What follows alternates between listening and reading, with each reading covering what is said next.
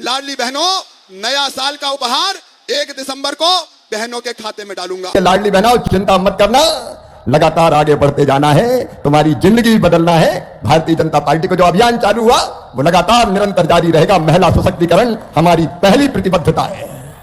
लाडली बहनाएं भी बैठी है, लेकिन मैं मुख्यमंत्री जी आपको धन्यवाद देता हूं। लाडली बहना चल रही है और हर एक वचन को पूरा करने की दिशा में आप आगे बढ़ रहे हैं। और ये मैंने कहा था उस समय के 1000, 1250, 1500 और बढ़ते बढ़ते 3000 तक पहुंचेगा, तो 1500 तक पहुंचा दिया है। मैं हृदय से धन्यवाद देता हूं। जो कहते हैं वो हम करते हैं। ताली बजा के करो भाई इस बार, जो हम कहते हैं वो करते हैं। प्रधानमंत्री श्रीमान नरेंद्र मोदी जी के नेतृत्व में हो रहा है और यहां मोहन यादव कर रहे हैं, वो सचमुच में अद्भुत और अभूतपूर्व है। और इसलिए क्यों बहनों की आंखों में आंसू रहे, क्यों 1000-2000 रुपए के लिए तरसे, क्यों किसी के सामने हाथ फैलाए। बहनों को भी तो जीने का हक और मुस्कुराने का अधिकार है। भगवान ये धरती के संसाधन औरत के लिए भी बनाए, औरतों के लिए भी बनाए, केवल पुरुषों का अधिकार नहीं है। महिला सशक्तिकरण ये हमारी प्रतिबद्धता है और मुख्यमंत्री मोहन यादव जी के नेतृत्व में बखूबी वो काम हो रहा है। और अब केवल इतना ही बहनों, इतना ही नहीं, हर दीदी लखपति दीदी बनेगी। लखपति दीदी ये मैं ऐसे नहीं कह रहा हूं। पहले कई बहनों ने सुना कि हर महीना पैसा मिलेगा, तो कुछ को भरोसा ही नहीं हुआ, उन्हें फार्म ही नहीं भरा। अब कहती हम रह गए। मैं आज फिर कह रहा हूं, हर बहन लखपति दीदी बनाई जाएगी। प्रधानमंत्री नरेंद्र मोदी जी के नेतृत्व में उनकी आमदनी बढ़ाने का अभियान चल रहा है आजीविका मिशन के माध्यम से। और बहनों, तुम्हारे आशीर्वाद से प्रधानमंत्री जी ने वो विभाग मुझे ही दिया है, ग्रामीण विकास विभाग, जिसमें स्वयं सहायता समूह और आजीविका मिशन है। और मुख्यमंत्री जी ने ठीक सोचा है, जो अच्छा काम करने वाले स्वयं सहायता समूह है, अब वो केवल बड़ी पापड़ अचार और बकरी पालन मुर्गी पालन तक सीमित नहीं रहेंगे। वो छोटे छोटे उद्योग डालने का काम करेंगे। उसमें भारत सरकार पूरा सहयोग करेगी, कोई कसर नहीं छोड़ेगी। बहनों का सशक्तिकरण निरंतर आगे बढ़ेगा। लाडली लक्ष्मी भी चल रही है, लाडली बहना भी चल रही है, मुख्यमंत्री कन्यादान भी चल रही है।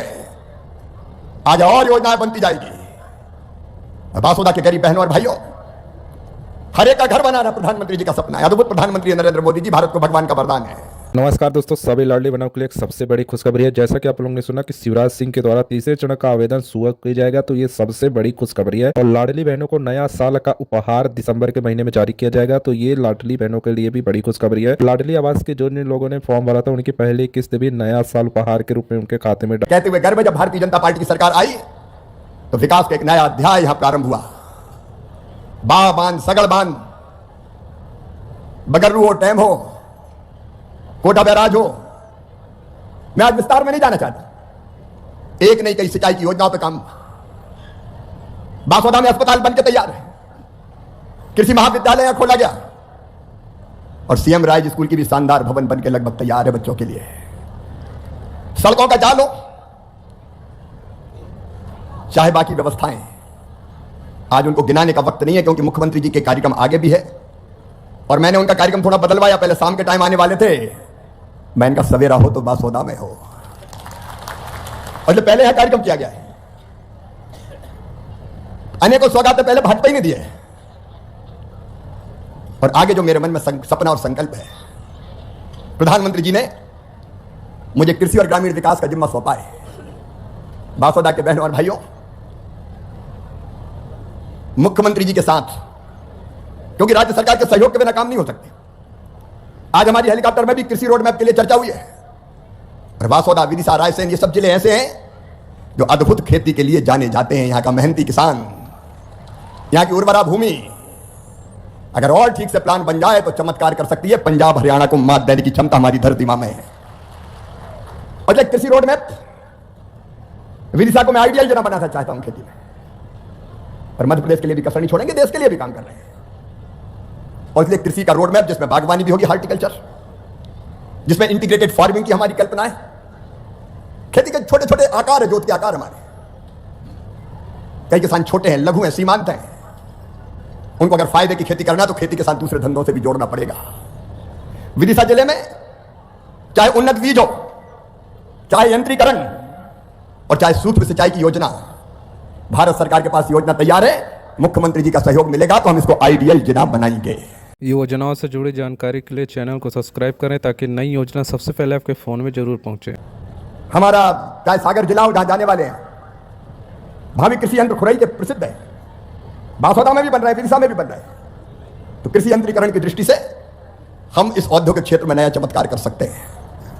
हरि सिंह जी यहां खड़े हैं, वो सोच रहे हैं कुछ रह नहीं जाए, लेकिन सबसे पहली चीज हमारी यही है कि भारत सरकार की प्रधानमंत्री सूक्ष्म सिंचाई योजना का लाभ भारत सरकार देगी आपके सहयोग से। लेकिन यहां बाकी सिंचाई की योजनाओं पर तो काम चला है, यहां की जनता जानती है। लेकिन दो प्रमुख सिंचाई की योजनाएं, चौरावर बृहद सिंचाई परियोजना और पिपरिया मध्यम सिंचाई परियोजना अगर स्वीकृत हो जाए तो यहां की तस्वीर भी बदल जाए और किसानों की तकदीर भी बदल जाए।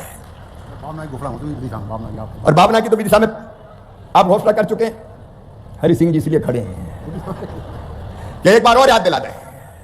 तो खेती के क्षेत्र में क्योंकि पानी चाहिए, तो जब पानी की बात आती तो एक बात और मेरे दिमाग में आ रही है।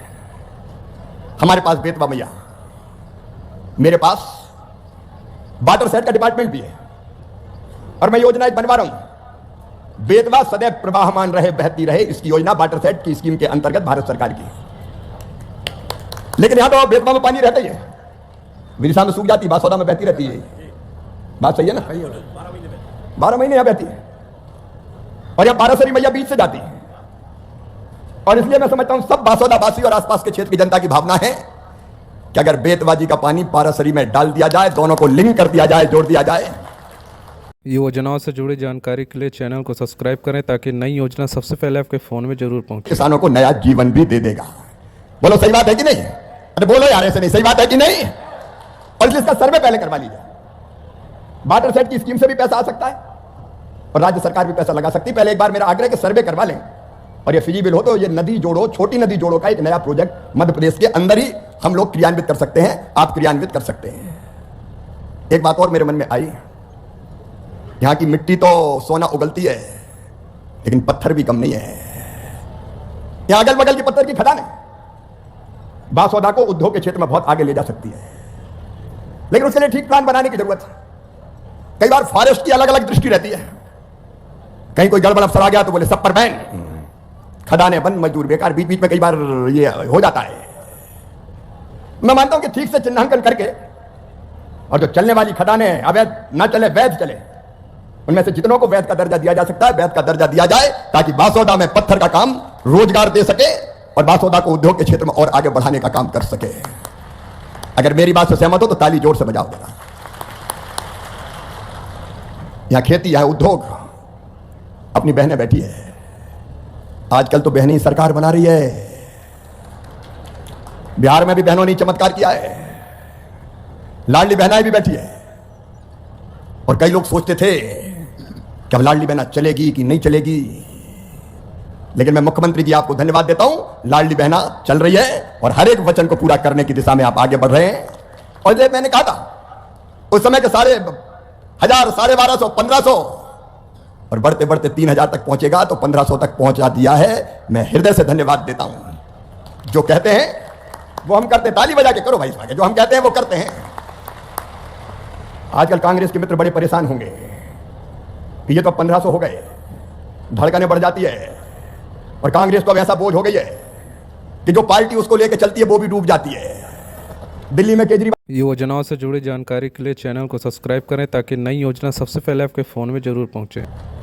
कांग्रेस जिसके ऊपर बैठ गई, हम तो डूबे हैं सनम, तुमको भी ले डूबेंगे। जहां जहां पांव पड़े भैया के ताता बंटा ढाक। लेकिन बहनों के सशक्तिकरण का जो काम प्रधानमंत्री श्रीमान नरेंद्र मोदी जी के नेतृत्व में हो रहा है और यहां मोहन यादव कर रहे हैं, वो सचमुच में अद्भुत और अभूतपूर्व है। और इसलिए लाडली बहना, चिंता मत करना, लगातार आगे बढ़ते जाना है, तुम्हारी जिंदगी बदलना है। भारतीय जनता पार्टी को जो अभियान चालू हुआ वो लगातार निरंतर जारी रहेगा। महिला सशक्तिकरण हमारी पहली प्रतिबद्धता है। क्यों बहनों की आंखों में आंसू रहे? क्यों 1,000-2,000 रुपए के लिए तरसे? क्यों किसी